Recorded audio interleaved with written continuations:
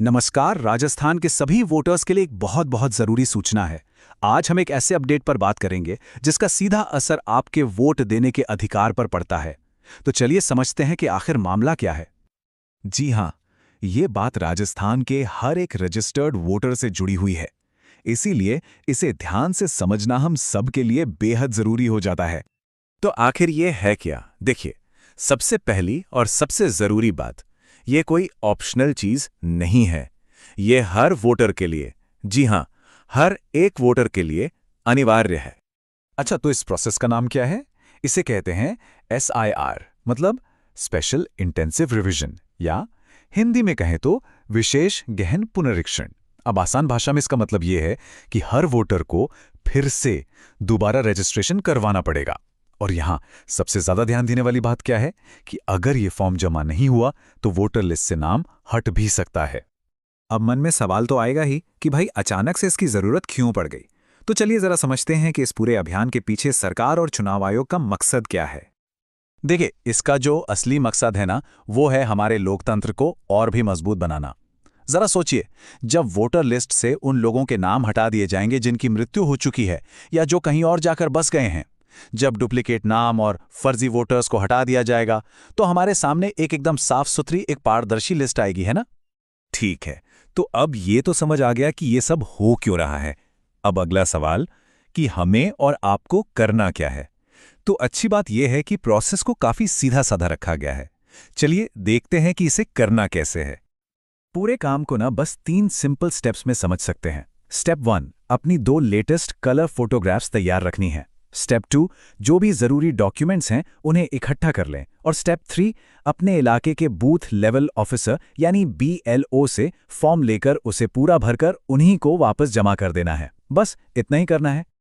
अब आते हैं सबसे जरूरी सवाल पर, डॉक्यूमेंट्स। कौन कौन से कागजात लगेंगे और कितने लगेंगे, ये जानना बहुत जरूरी है। तो चलिए इसे डिटेल में समझते हैं। तो देखिए, इलेक्शन कमीशन ने कुल 11 तरह के डॉक्यूमेंट्स को मंजूरी दी है। इन्हीं 11 में से कोई एक या ज्यादा डॉक्यूमेंट जमा करने होंगे। अब इन 11 डॉक्यूमेंट्स में क्या क्या आता है? कुछ कॉमन एग्जाम्पल हैं, जैसे पासपोर्ट हो गया, बर्थ सर्टिफिकेट, 10वीं की मार्कशीट, या अब सरकार का दिया हुआ कोई भी ID कार्ड, या फिर घर या जमीन के कागजात भी चलेंगे। मतलब जो भी आसानी से उपलब्ध हो उसका इस्तेमाल किया जा सकता है।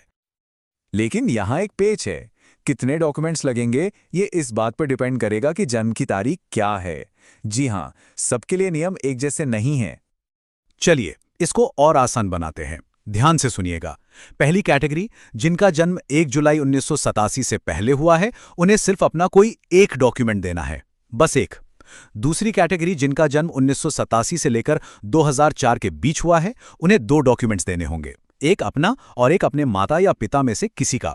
और तीसरी कैटेगरी, जिनका जन्म 2 दिसंबर 2004 के बाद हुआ है, उन्हें 3 डॉक्यूमेंट्स जमा करने हैं, एक अपना, एक अपनी मां का और एक अपने पिता का। तो अब पूरी प्रक्रिया साफ हो गई है, लेकिन ये जानकारी सिर्फ जानने के लिए नहीं है। बात यहीं खत्म नहीं होती। ये एक तरह से हम सबकी जिम्मेदारी है और इसमें हर किसी का एक जरूरी रोल है। एक बात का ध्यान रखना है कि ये प्रोसेस बहुत जल्द शुरू होने वाला है, तो समझदारी इसी में है कि अपनी तैयारी पहले से ही पूरी करके रखें। आखिरी वक्त का इंतजार बिल्कुल ना करें। तो बस ये जरूरी जानकारी सिर्फ अपने तक ही मत रखिएगा। इसे अपने परिवार वालों से, दोस्तों से, पड़ोसियों से, सबके साथ शेयर करें। उन्हें भी याद दिलाएं कि अपने डॉक्यूमेंट्स तैयार कर लें। कोशिश ये होनी चाहिए कि किसी का भी नाम लिस्ट से ना कटे। और आखिर में इलेक्शन कमीशन का वो संदेश तो हम सबको याद ही है, आपका वोट आपका अधिकार है।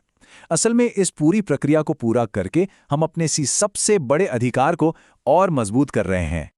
तो सवाल अब हम सबके सामने है, क्या हम एक जिम्मेदार नागरिक होने के नाते इस प्रक्रिया में हिस्सा लेकर अपने इस लोकतांत्रिक अधिकार को सुरक्षित करने के लिए तैयार हैं?